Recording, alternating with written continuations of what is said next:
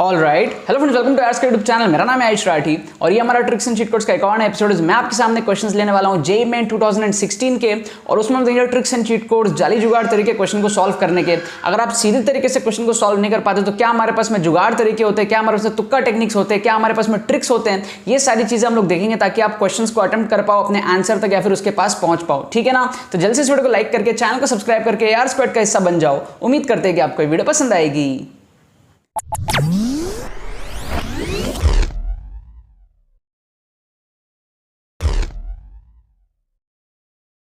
Students, अगर आपका JEE main में स्कोर 60, 70, 80, 90, 100 इस रेंज में अटकता है, अगर आप चाहते हो इंप्रूव करना, अगर आप सीरियस हो इंप्रूव करने को लेकर के एंड कम टाइम में आप इंप्रूव करना चाहते हो, 180, 200 इस रेंज में लेकर के जाना चाहते हो, और अगर किसी कारण से आपको नहीं समझ में आ रहा है कि यार ये चीज कैसे हो सकता है, आप परेशान हो, तो आपको टेंशन लेने की कोई जरूरत नहीं है। हमारा एक्सक्लूसिव कोर्स जो हमारे पास में है, कॉम्बो कोर्स 1.0 एंड 2.0, इससे आप श्योर शॉट अपने स्कोर को इंप्रूव कर सकते हो। काफी सारे स्टूडेंट्स, हजारों स्टूडेंट्स ऑलरेडी इस कोर्स के अंदर में एनरोल हो चुके हैं एंड अपने स्कोर को इंप्रूव कर रहे हैं। कोर्स में आपको क्या सिखाया जाता है? कोर्स में आपको सिखाया जाता है किस तरीके से अपने स्कोर को इंप्रूव कर सकते हो। 80, 100 इस रेंज में आप हो तो वहां से किस तरीके से 170, 180, 200 लेकर के जा सकते हो। आपको ट्रिक्स की सारी थ्योरी, सारे के सारे एप्लीकेशन लेटेस्ट पेपर्स के अंदर में दिखाए जाते हैं। एंड ये तो रहा 1.0 की बात। 2.0 के कोर्स में आपको 2021 के सारे जो 26 शिफ्ट्स हुए थे, उन सब में आपको जो है ट्रिक्स लगा करके पूरे पेपर में दिखाया जाता है। ठीक है, तो आप 1.0 कोर्स भी ले सकते हो या फिर 1.0 एंड 2.0 का आप कॉम्बो ले सकते हो, जिससे आपकी पूरी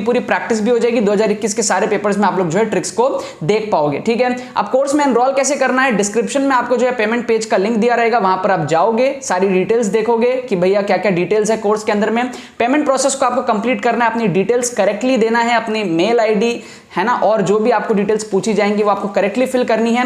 पेमेंट कंप्लीट करना है आपको एंड सिर्फ आपको रिलैक्स करना है। आपको हमारे टीम की तरफ से, एआर स्क्वाड की तरफ से जो एडमिशन ईमेल आ जाएगा एंड कोर्स के वीडियोस कैसे मिलेंगे, क्या होगा, वो सारी चीजें आपको जो है ईमेल में लिख दी जाएंगी एंड विद इन 6 आवर्स आपको कोर्स के वीडियोस भी सेंड होने शुरू हो जाएंगे। शेड्यूल वगैरह सब कुछ आपको मिल जाएगा। आप काफी अच्छे से कम टाइम में इस कोर्स के थ्रू अपने स्कोर को इंप्रूव कर सकते हो। ठीक है, तो जितने भी सीरियस एस्पिरेंट्स हैं 2022 वाले, अगर आप सीरियस हो अपने स्कोर को इंप्रूव करने के लिए, तो मेक श्योर करना कि आप लोग इस कोर्स का जरूर से फायदा उठा लेना।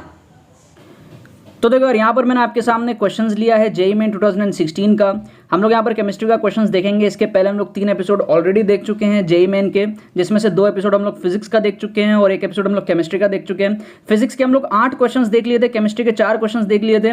यहाँ दोबारा से मैं 4 क्वेश्चन लूंगा केमिस्ट्री का, और इसके बाद भी हम लोग और भी बहुत सारे एपिसोड देखने वाले हैं। जेईई मेन 2016 के मैं आपको 30+ क्वेश्चंस मिनिमम करके दिखाऊंगा, और हम लोग 2013, 2014, 2015 ये सब ऑलरेडी पहले कवर अप कर चुके हैं। लाइन से सारी एपिसोड जो है वो चल रही है। प्लेलिस्ट के अंदर में सारे के सारे जो एपिसोड्स है वो ऐड अप हो चुके हैं। आप लोगों को लास्ट मिनट में क्या करना है, प्लेलिस्ट को फॉलो करना है, ताकि आप लोग को एक ही जगह पर सारे के सारे जो है वीडियोस वो दिख जाए। ठीक है ना? प्लेलिस्ट का जो नाम है हमारे पास में ट्रिक्स एंड चीट कोड्स है। अगर आप पहली बार चैनल पे आ रहे हो तो आपको tricks and cheat codes description में जो है ट्रिक्स एंड चीट कोड्स की आपको प्लेलिस्ट की लिंक दिखेगी, उस पर आप लोगों को क्लिक करना है। अगर आप जेईई मेन या फिर और भी बहुत सारे एग्जाम्स के लिए प्रिपेयर कर रहे हो तो उससे आपको सारे के सारे एपिसोड जो मैंने बनाए हैं वो ट्रिक्स एंड चीट कोड्स के अंदर में मिलेंगी। और जेईई मेन 2022 के जो हमारे वीडियोस बन रहे हैं, जो अभी इस सीजन के जो वीडियोस बन रहे हैं, वो अलग से मैं 2022 के प्लेलिस्ट में जेईई मेन 2022 नाम से आपको मिलेगा ट्रिक्स एंड चीट कोड्स का। उसके अंदर में सारे एपिसोड जो है डाल रहा हूँ। तो अगर आप सिर्फ जेईई मेन के लिए प्रिपेयर करो 2022 में, तो आपको स्पेसिफिक जेईई मेन 2022 का ट्रिक्स एंड चीट कोड्स का प्लेलिस्ट देखने से आपका काम चल जाएगा। ठीक है ना? अब यहाँ पर हम लोग बात करते हैं कोर्स के बारे में। तो 1.0 कोर्स है जिसके बारे में आप लोगों को बता रखा है, 2.0 कोर्स है।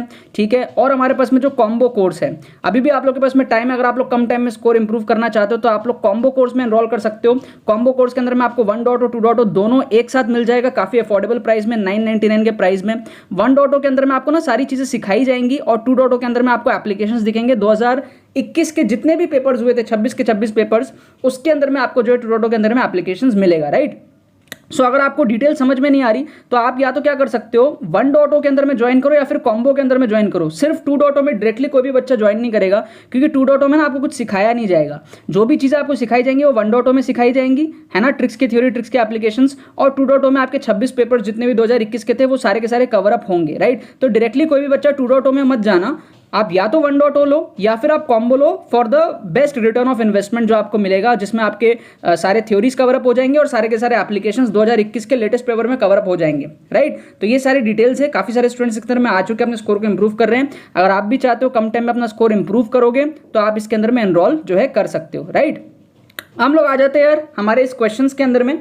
केमिस्ट्री के हम लोग क्वेश्चंस देखेंगे, कुछ बहुत अच्छे अच्छे ट्रिक्स आप लोगों को मैं बताऊंगा। जैसे फर्स्ट क्वेश्चन है ना, नाइट्रोजन एटम के अंदर आपको हाइब्रिडेशन बताना है, किसमें sp हाइब्रिडेशन होगा, राइट। तो ये जो ट्रिक है ना, मैंने 2000 मतलब जब मैं स्टूडेंट था, जब मैं 11th में था, मे बी 2000 आई गेस 15 में आई गेस, तब मैंने ये ट्रिक सीखी थी अपने एक टीचर से केमिस्ट्री के।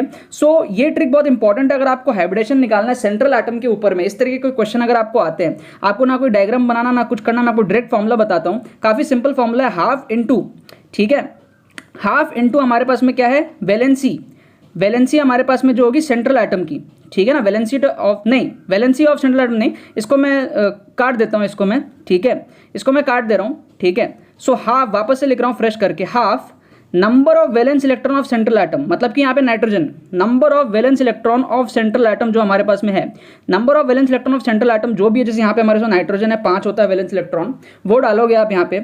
उसके बाद में आप क्या करोगे, ऐड करोगे number of monovalent atoms attached, ठीक है, number of monovalent atoms attached. अब मोनोवैलेंट क्या होता है यार, जिसके पास में वैलेंसी 1 होती है, हाइड्रोजन हो गया, फ्लोरीन हो गया, इस टाइप के जो हमारे पास में एटम्स होते हैं। So number of monovalent atoms attach जो होता है वो हमारे पास में, वो क्या होते हैं, उसको आपको ऐड करना है। अब अगर प्लस चार्ज है तो उसको माइनस करो, और माइनस चार्ज है तो उसको आप प्लस करो। सिंपल सा बात है, प्लस चार्ज है तो उसको माइनस करो, और माइनस चार्ज है तो उसको आप क्या करो, प्लस करो। तो ये पूरा का पूरा आपका फॉर्मूला बन गया हाइब्रिडेशन नंबर कैलकुलेट करने का। अगर प्लस चार्ज है तो माइनस करोगे, माइनस चार्ज तो प्लस करोगे। दोबारा से फॉर्मूला बोल रहा हूं, half into number of valence electrons in the central atom plus number of monovalent atoms attached plus minus charge and minus plus charge. ये फॉर्मूला है, बड़े सिंपल तरीके से आपका इसका सेंट्रल एटम का जो हाइब्रिडेशन है वो आपको कैलकुलेट होकर के आ जाएगा। हर एक केसेस में आपको करके भी दिखाऊंगा, राइट।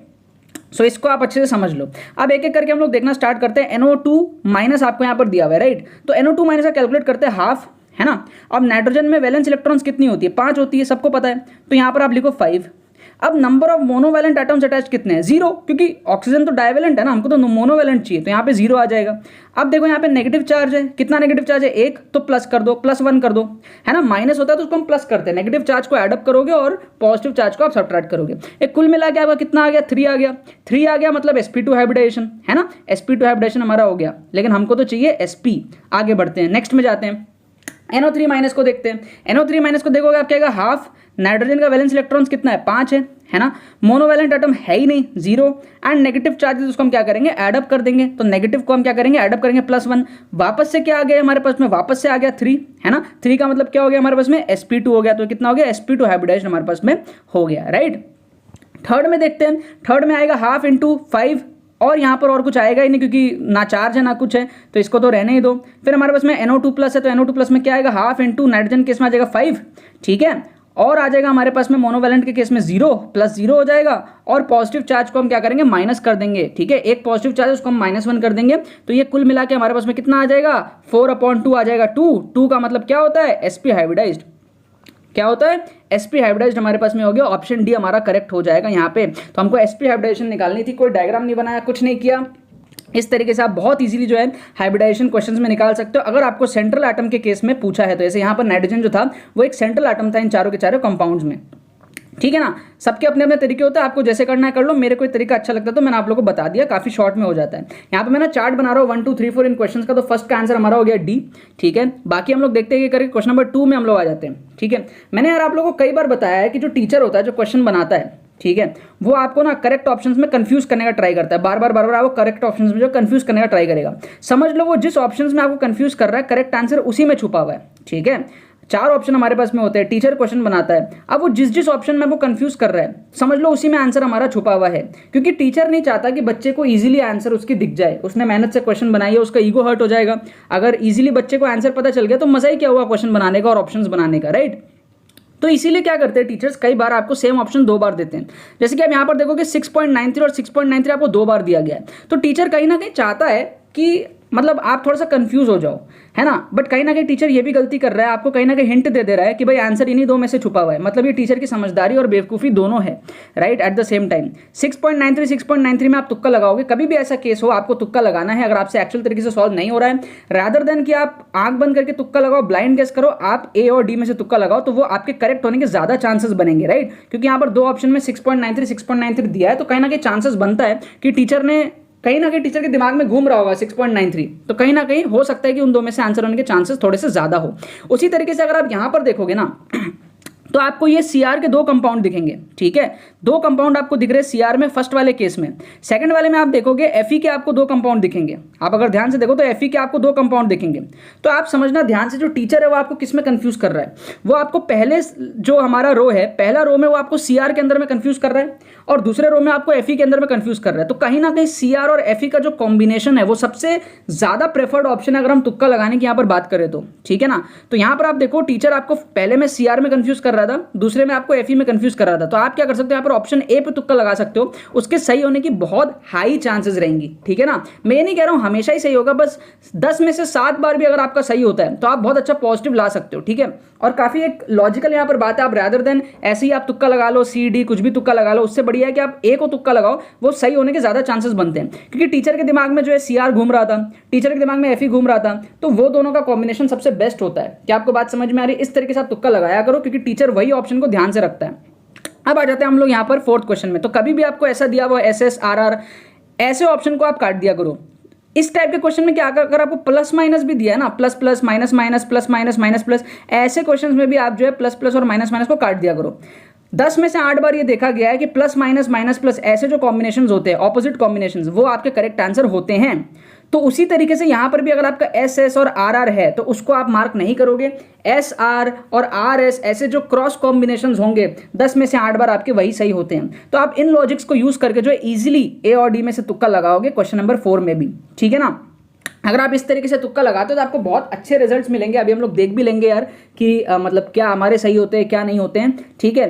बट आपको ये सारी चीजें जो है ना, इसमें आपको समझना बहुत जरूरी है कि यार रिस्क मैनेजमेंट क्या है, मतलब तुक्का लगाने के क्या साइड इफेक्ट्स हो सकते हैं, कितना नेगेटिव जा सकता है और कितना पॉजिटिव उठ सकता है, क्या कैलकुलेशंस है, आपका किस तरीके से स्कोर बूस्टअप हो सकता है और पूरे पेपर में किस तरीके से ट्रिक्स हम लोग लगा सकते हैं, वो सारी चीजें मैंने कोर्स के अंदर में डिस्कस करी है, जो मैं आपको बता रहा हूँ। कॉम्बो कोर्स 1.2 2.2 यहाँ पर आप लोग 4-4 क्वेश्चन देखते हो, बट कोर्स के अंदर में ना आपको पूरा का पूरा केमिस्ट्री, फिजिक्स, मैथ्स, पूरा का पूरा टोटल पूरा पेपर आपको एक साथ मिलेगा, राइट। ये जो हमारे कोर्सेज है 1.1 एंड 2.2, इसके अंदर में आपको लेटेस्ट 2021 के सारे जो पेपर्स हैं, पूरे पेपर में आपको किस तरीके से ट्रिक लगाना है, पूरा 2 घंटा 3 घंटा आपका एग्जाम का जो है, ठीक है, पूरे 300 नंबर आपको किस तरीके से, आपको अगर आप 70 80 100 पे अटके हो, वहां से कैसे आपको 170 180 तक लेकर के जाना है। पहली बार जब आप क्वेश्चंस को देखते हो तो कैसे आपको ट्रिक लगाना रहता है, वो बहुत इंपॉर्टेंट चीज होती है समझने की, कि फर्स्ट टाइम में जब आप क्वेश्चंस देखते हो एग्जाम में तो क्या आपका अप्रोच होना चाहिए, किस तरीके से मैं करता हूं, वो सारी चीजें आपको सीखनी बहुत ज्यादा जरूरी है। अब इसका करेक्ट आंसर हम लोग लेते हैं डी ए हमारे करेक्ट आंसर है इसके, ठीक है। सो हमारा जो फर्स्ट क्वेश्चन था उसका आंसर था डी, हमने जो सॉल्व किया ही था NO2+।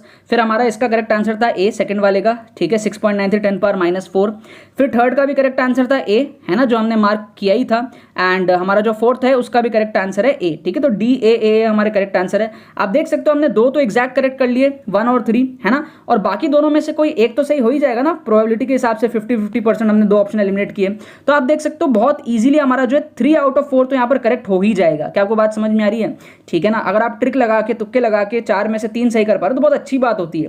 और ये अगर हम पूरे पेपर में करें, ठीक है, और उसके अगर हम कैलकुलेशन समझे किस तरीके से हम स्कोर बढ़ा सकते हैं और रिस्क मैनेजमेंट समझे कि भाई नेगेटिव हो सकता है नहीं हो सकता है, तो मतलब क्या पॉसिबिलिटीज हैं और कितना हम मार्क्स इंप्रूव कर सकते हैं, सारी चीजें आपको अगर समझना है तो अभी भी आपके पास में टाइम है, आप लोग कोर्स में ज्वाइन जरूर कर सकते हो, ठीक है ना। बाकी तो बस यही बात है। तो यार आई होप आपको ट्रिक्स एंड चीट कोड्स की वीडियो पसंद आई होगी। अगर आपको ये वीडियो पसंद है इस वीडियो को लाइक करना मत भूलना और शेयर करना मत भूलना बाकी सारे फ्रेंड्स के साथ में, ताकि वो भी इस प्लेटफॉर्म का मजा उठा सके। बाकी तो बस बहुत बहुत धन्यवाद मेरे साथ इस वीडियो में जुड़ने के लिए, बने रहिए यार।